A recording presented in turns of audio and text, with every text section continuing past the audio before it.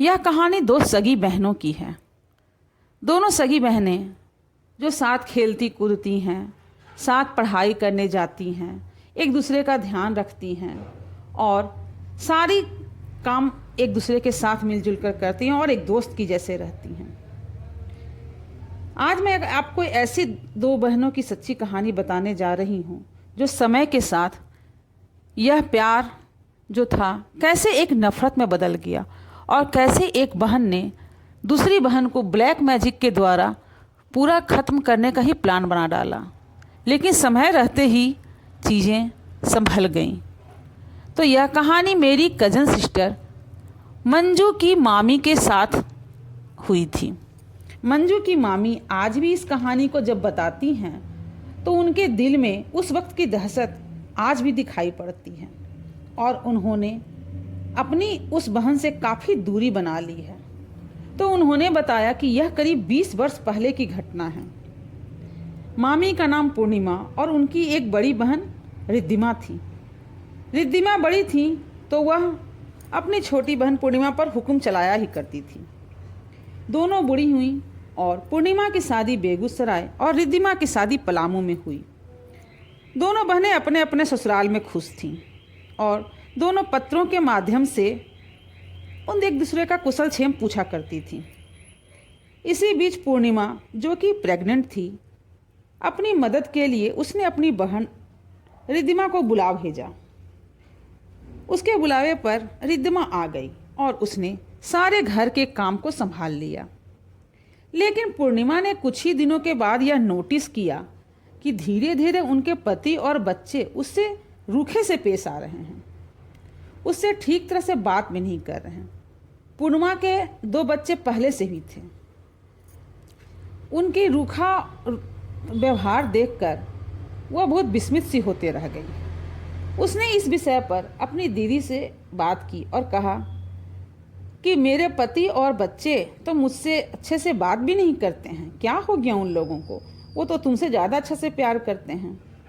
इस पर उसकी बहन रिद्धिमा ने कहा, तुमने मेरा जादू देखा ना कि मैं कैसे जादू करती हूँ, और मैं तो उनकी मासी हूँ, तो क्यों नहीं मुझ पर वो भरोसा करेंगे और क्यों नहीं मेरे बात मानेंगे? और अगर मैं चाहूँ तो मैं तुम्हारी भी मति मार सकती हूँ। यह कर वह खिलखिलाकर हंस पड़ी। पूर्णिमा को यह बातें मजाक ही लगी, लेकिन हद तो तब हो गई जब पूर्णिमा को उसकी बहन ने कहा कि चलो मैं अपनी विद्या से तुम्हें कुछ करके दिखाती हूँ। मजाक मजाक में मैंने भी हंस दिया कि क्या दिखा लोगी, कौन सी विद्या तुम जानती हो जो मेरे ऊपर तुम इस्तेमाल कर लोगी।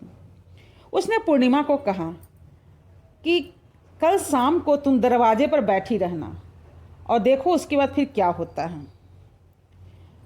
शाम हुई तो मामी जो थी वह दरवाजे पर बैठ गई। वह अपनी बहन की बातों को मजाक ही समझती रही। उसे लगा कि उसकी बहन क्या ही कर लेगी, लेकिन जब उन्हें होश आया तो वह चौंक पड़ी, क्योंकि वह थोड़ी देर पहले न अपने घर को ही पहचान पा रही थी और न ही अपने परिवार को, बस विस्मित सी सबको देख रही थी।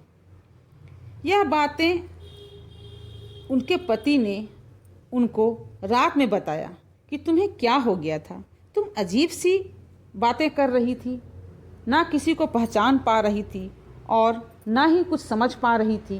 काफ़ी देर के बाद ऐसा होश हुआ। तब मामी ने उनसे पूछा, यह कितनी देर के लिए हुआ?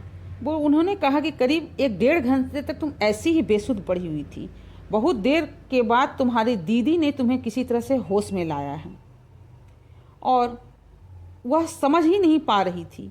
अगले दिन ही उनके पति उनको डॉक्टर के पास ले गए और डॉक्टर ने कुछ भी गलत नहीं बताया, कहा सब ठीक है।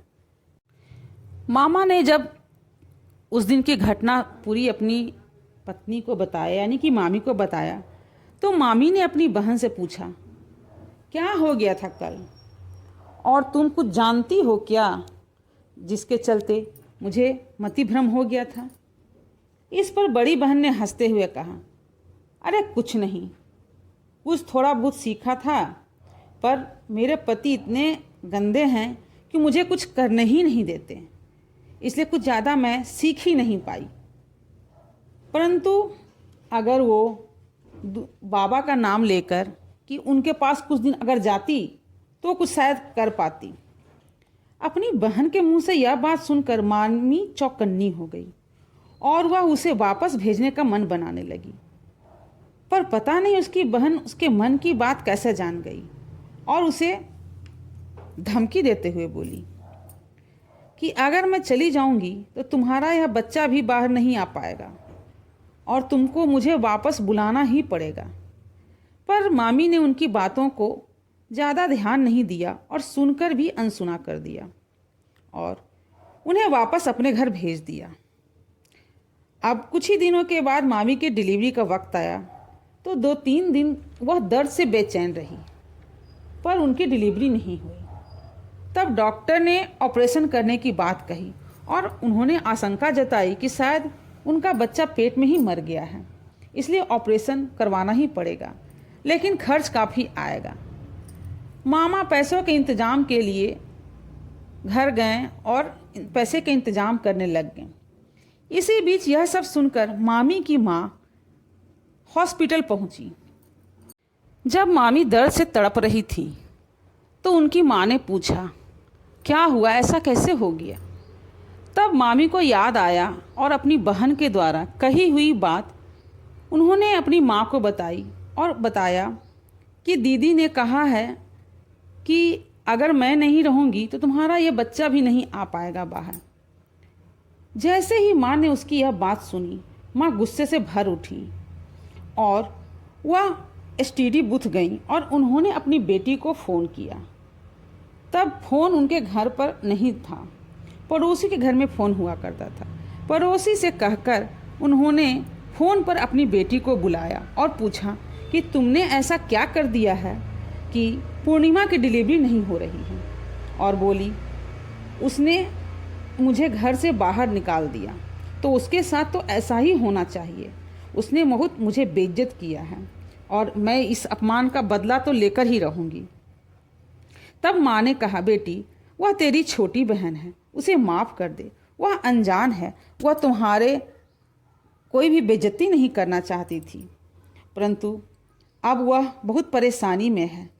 तू बता बेटी कि मैं वह क्या करूं कि जिससे उसे दर्द से मुक्ति पाए, उसकी जान भी शायद नहीं बच पाएगी।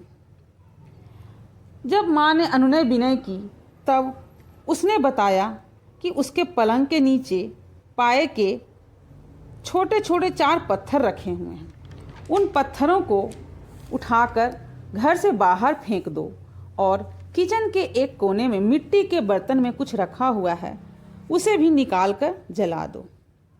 मामी की माँ ने ज्यों ही यह बात सुनी, घर जाकर वह पलंग के पाए के नीचे से उन 4 पत्थरों को निकालकर बाहर फेंक दिया और मिट्टी के बर्तन को भी ढूंढा। काफ़ी मुश्किल से वह मिट्टी का बर्तन एक चावल के ड्रम में था, उससे निकालकर उसके भी सामान को निकालकर जला दिया।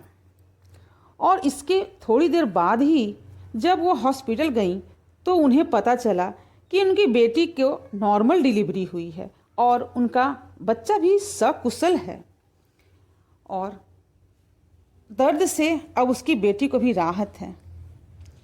इस प्रकार उसने माफ़ी मांग करके मामी की माँ ने अपनी बेटी और अपने बेटी के बच्चे को बचा लिया। मामी अभी भी यह कहानी जब भी याद करती हैं तो बहुत ही डर और सहम जाती हैं कि उस दिन शायद उसकी मौत ही लिखी हुई थी। उसने बताया कि मेरी दीदी शायद गांव के एक बाबा के संपर्क में आकर उन काली विद्याओं को सीखने लगी थी, लेकिन उनके पति चूँकि ब्राह्मण थे और वह इन जानते थे कि इन टोने टोटके का असर क्या होता है, इसलिए वह उन पर कड़ी निगाह रखा करते थे और उन्हें कभी भी घर से बाहर नहीं निकलने देते थे, क्योंकि अगर वो इन ब्लैक मैजिक को और भी ज़्यादा सीख लेती तो पता नहीं किन किन का नुकसान करती। खैर, मामी ने अपनी इस ज़िंदगी के लिए अपनी माँ को धन्यवाद दिया कि माँ ने सभी वक्त रहते आकर उनकी और उनके होने वाले बच्चे की रक्षा कर ली और इन दोनों का जीवन बचा लिया। कमेंट करके बताएं आपको मेरी यह कहानी कैसी लगी, और ऐसी ही कहानियों को और भी जानने के लिए मेरे चैनल को लाइक, शेयर और सब्सक्राइब करें, और प्लीज़ सब्सक्राइब ज़रूर करें।